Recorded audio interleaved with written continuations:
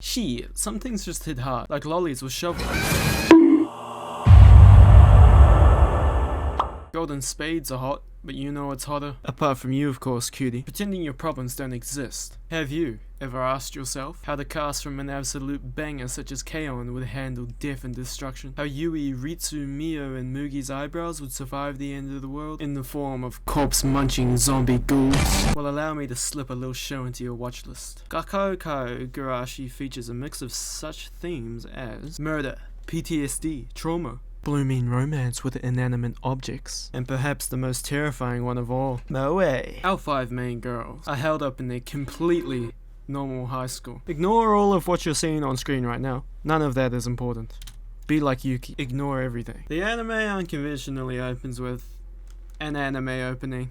I know, crazy, right? This OP plays out like every other slice of life show set in a school, which sets a nice precedence for the episode to come. If you like having the rug pulled from under you, that is. Because the whole damn episode is just classic slice of life show. From the jokes, the art style, and of course the setting. The show drops hints at you subtly throughout that something may be afoot. Oh yes, my dick! Then at the end you finally get a confirmation of your suspicions. That the show is not at all what it would like you to believe it is. Oh, what a fun life. They got activities such as listening in class, talking about boys, playing with your dog you bring with you to school because you are a terrible pet owner, having to stay behind in class because of said dog, cleaning a golden shovel, not listening and then getting into trouble with a certain shovel.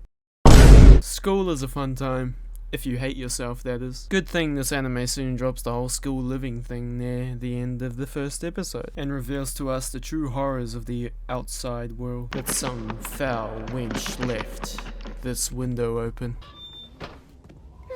That's better. I know you may have questions, like why is this window smashed in the first place? Why can I see ghouls in the reflection? Is Yuki's hair naturally pink? Why does the teacher ignore the most scenes? Hush! It'll all come in due time, my little pogchamp. Yuki's delusions are more or less the main focus of this anime, trauma being the main one. Yuki's trauma, to be exactly on the nose about it. The reason she's like this is one rainy day. The zombies outside were especially aggressive and making their way into where the main characters were staying. Megumi, this lovely lady. Oh, wrong picture. That's better, that's the right one. Ignore that. This lady bravely saves the girls, Yuki included, by holding a door behind him to lock the zombie horde out, thus sacrificing herself in the process. Reminds you a bit of Hodor, don't it?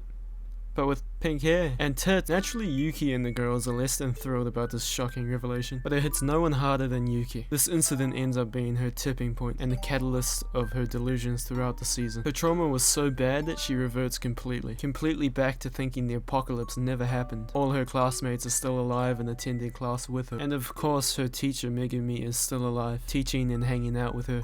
Fucked up.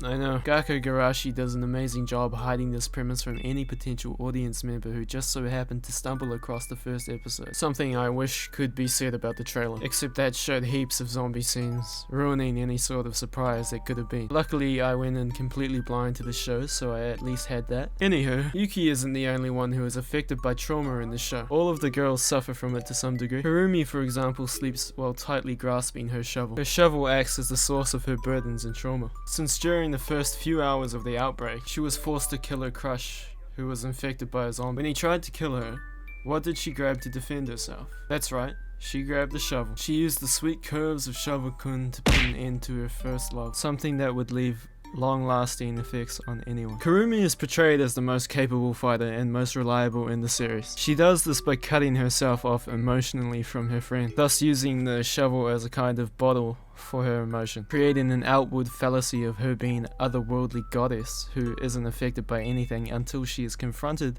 with zombified Megumi. Amazing, ain't it? What's wrong with you? Nothing about this is amazing, except of course the quote-unquote group leader and best friend of Kurumi, Yuri. Yuri is the mother of the group, but that doesn't mean she's immune to the woes of trauma. Yuri is clearly the least developed one in the anime, which is, in my opinion, not all that bad, because she's not very interesting. What the show does give her, though, is still good, don't get me wrong. Her whole deal is she doesn't want to snap Yuki out of the trance that she has been in since the incident with Megumi. Her reasoning being because Yuki being like that brings the group's morale up, making her the one in Yuri's eyes that encourages the group to keep going every day, instead of giving up and giving in to the apocalypse. Gakugarashi is one of the better animes I've seen in recent memory. The way it handles its themes is unparalleled in the world of creativity. If you do end up watching it, I hope you like it as much as I did. Oh, and Kurumi best girl. See ya!